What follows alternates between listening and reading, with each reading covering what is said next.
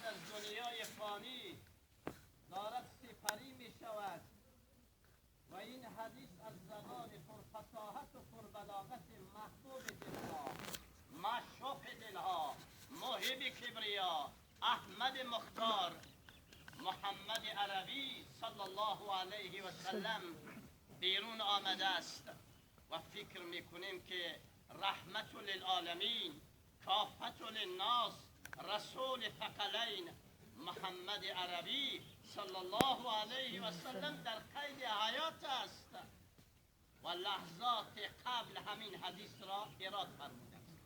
الایمان بین الخوف و الرجا.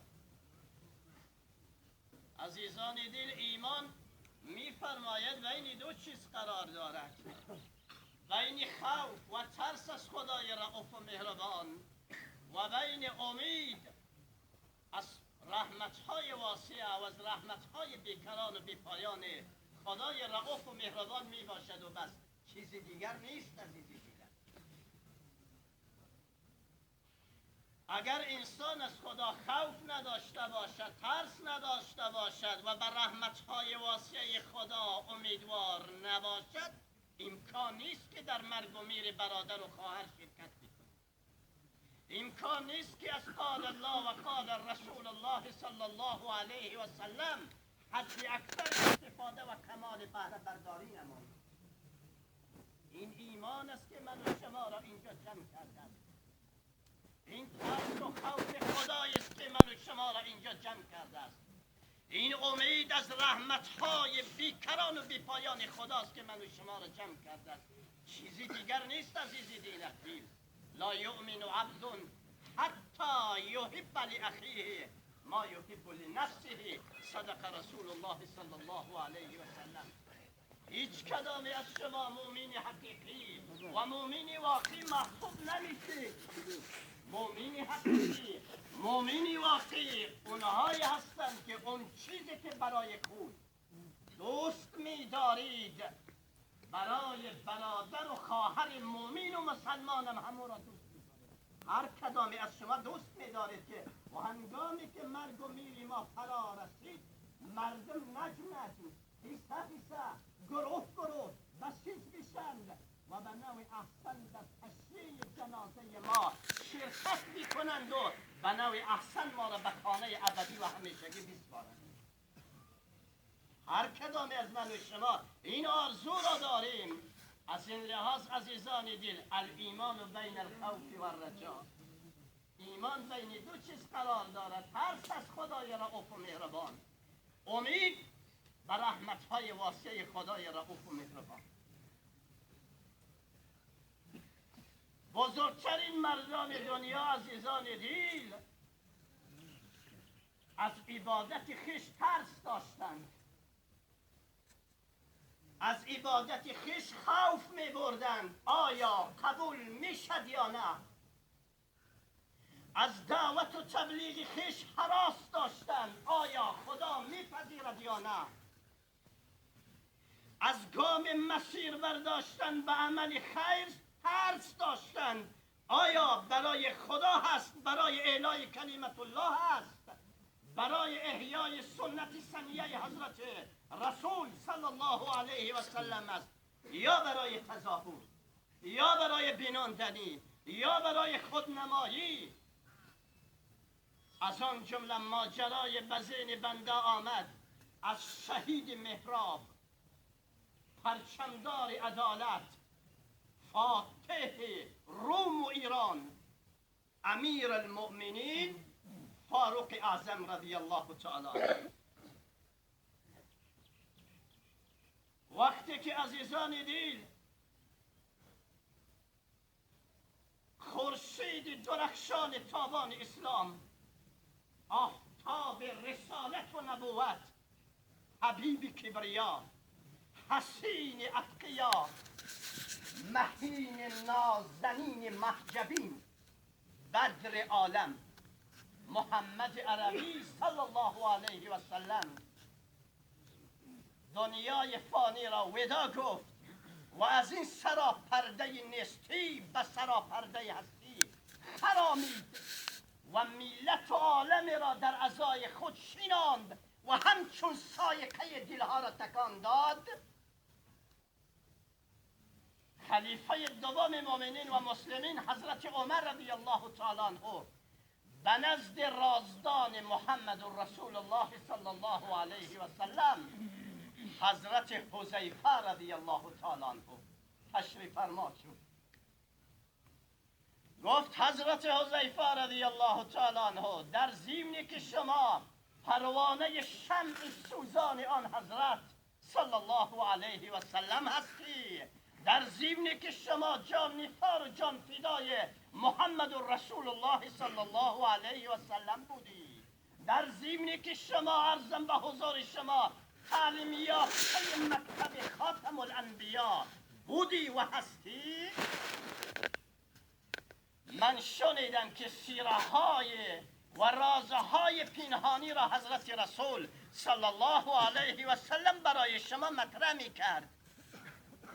رازهای خیش را به گوشهای شما نوازش میداد و شنیدم که افضل الرسول، اشرف المخلوق، امام الانبیا، سید المرسلین، سید الاولین والآخرین، سید الکونین، سالار کونین، محمد عربی صلی الله علیه و سلم لیست منافقین را در قبضه شما داده است. شما را به خدا قسم نگاه بکن، من فاروق اعظم، من حضرت عمر رضی الله تعالی عنه در لیست منافقین قرار دارم یا خیر؟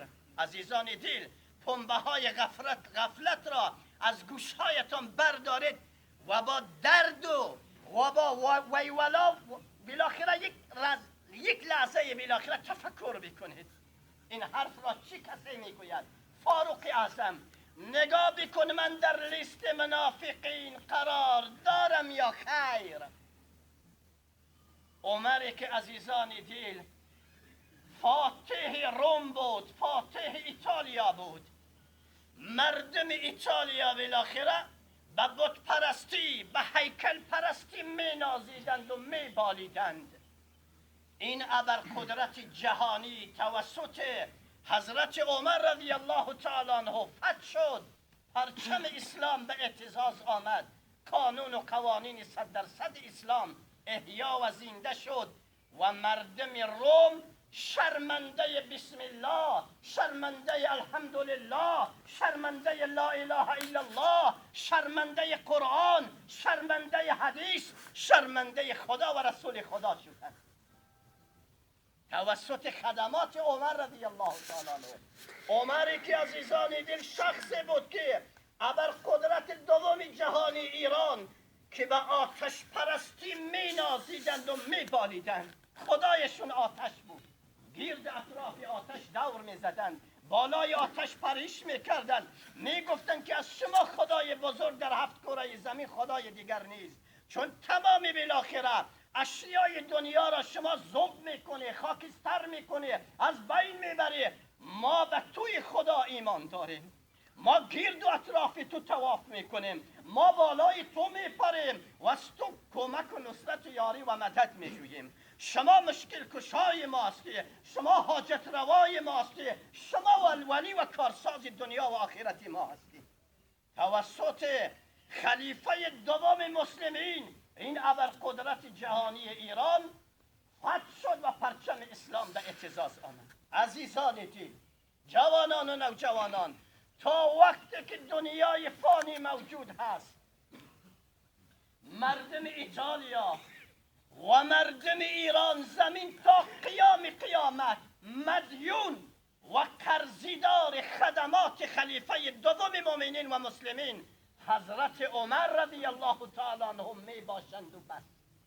چه خدمت از این بالاتر و بالاتر دیده می شود و مشاهده می شود. انسانهایی که خدایشان بود، خدایشان هیکل بود، خدایشان آتش بود، اون انسانها را شرمنده خدا و رسول خدا کرد. اون انسانها را شرمنده کلمه توحید، شرمنده کلمه اسلام، شرمنده کلمه ناب محمد رسول الله، لا اله الا الله، لا اله الا الله. همه بگوید لا اله الا الله. توسط عمر جهانی فتح شد و پرچم اسلام به اهتزاز آمد.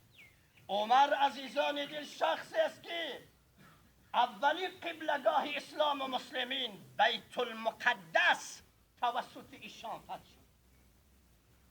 اما بازم نزد حضرت حذیفه می آید. نگاه کن من در لیست منافقین قرار دارم یا نه.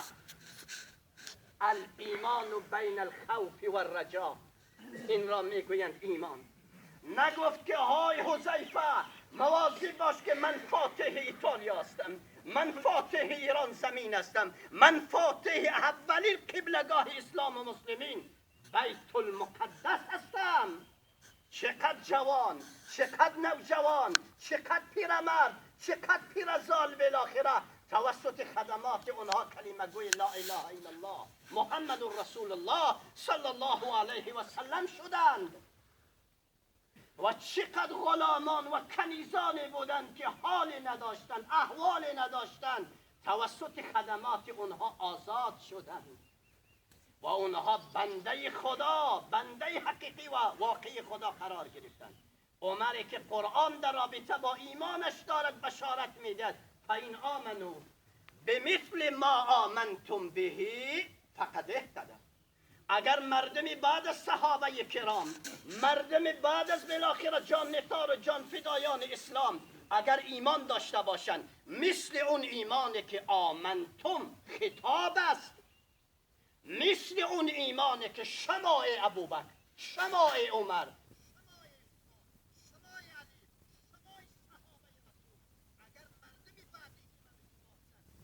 آن داشته باشند، مثل اون ایمانی که صحابه داشتند فقد اهتدوا، اونها هدایت شده هستند، اونها هدایت یافته هستند. اما ایمان، مینهای ایمان صحابه مردود است، رد است عزیزان دین.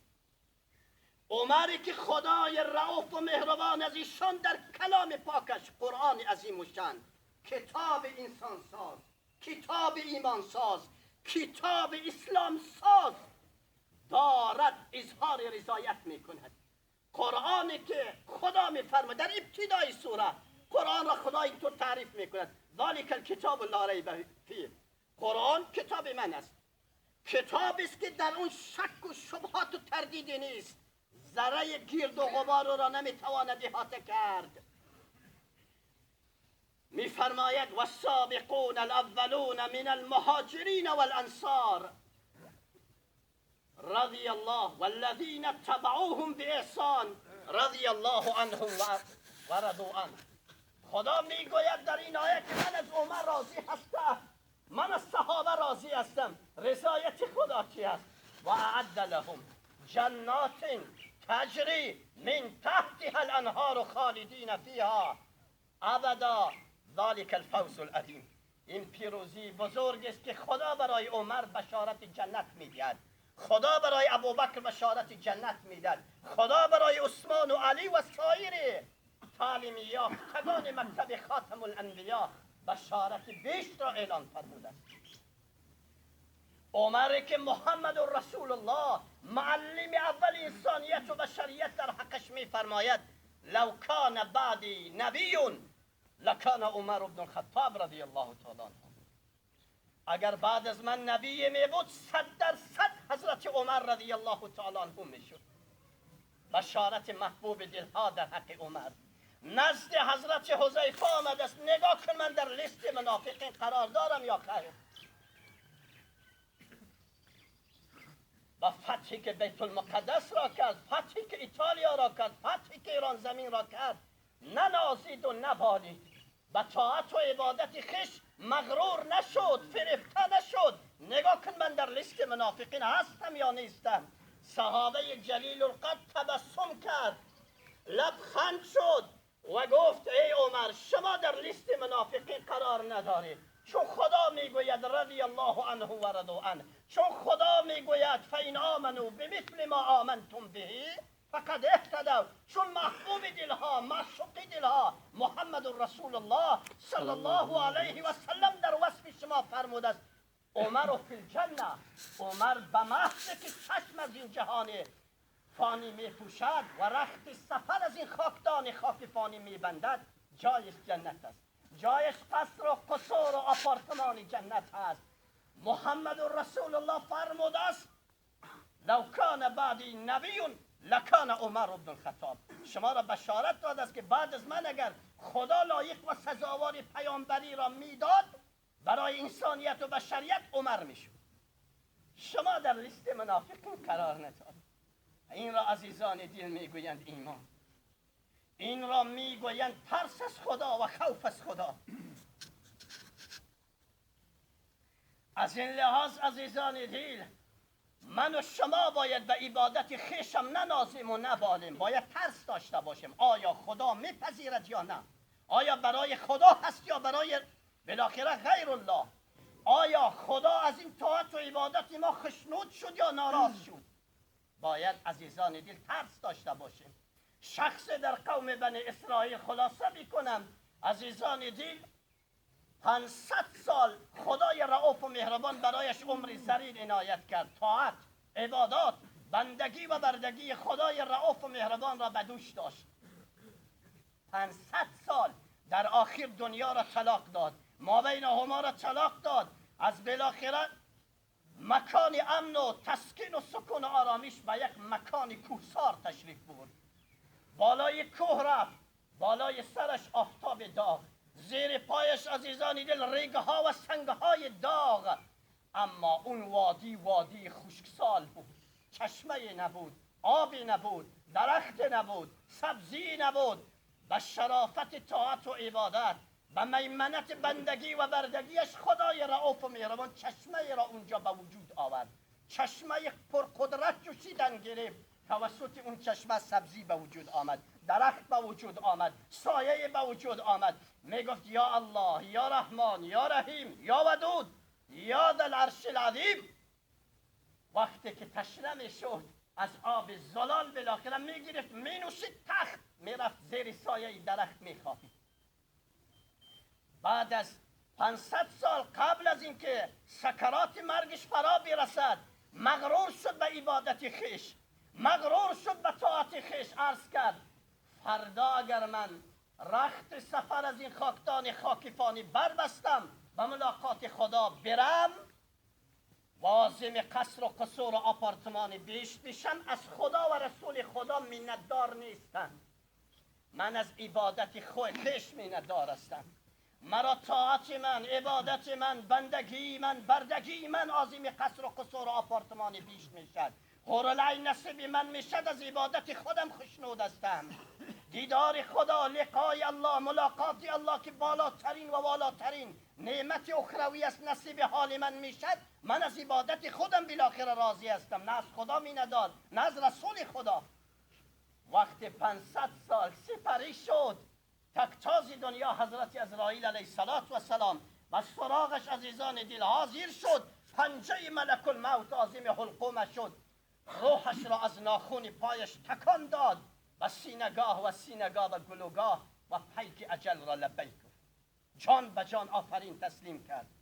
خدای رؤوف و مهربان برای فرشتگان عرض کرد، گفت این بنده خدا را در اعراف قرار بدهید. جایش در اعراف است. اعراف عزیزان دل جایی است که انسان نه در بهشت است نه در دوزخ است، وسط بهشت و دوزخ جایی است به اسم اعراف. دیری نگذشت، با دستور و فرمان خدای رؤوف و مهربان دود سیاه پیچان جهنم بلند شد، از سوراخی بینی، سوراخی گوش، سوراخی دهانش قلون کرد و تمام اعضای جواریش به تشنگی مبتلا شد، عرق از جبینش سرازیر شد. درد خدای رؤوف و مهربان را گفتن آغاز کرد، یا الله، یا رحمان، یا رحیم، یا ودود. با چه کلمات زیبا، با چه نامهای زیبا خدا را ندا کرد. فرشته گفت بابا چی میخوایی از خدا؟ چی درد داری؟ چی آه و ناله و فیغان داری؟ گفت بابا از تشنگی قلبم آتش باز شد، به یک لیوان آب زلال بهشت نیاز دارم، یک لیوان آب زلال بهشت. گفت بابا قیمت بالا و والا میخواد، شاید نتوانی شما پرداخت بکنی. گفت چقدر است؟ گفت 250 سال طاعت و عبادت خالص میخواهد.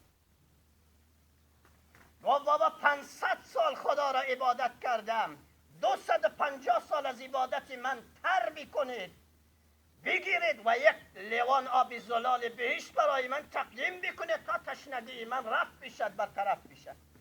250 سال طاعت و عبادت خالص را از لیست دفتر اعمالش گرفتن، یک لیوان آب زلال بهشت برای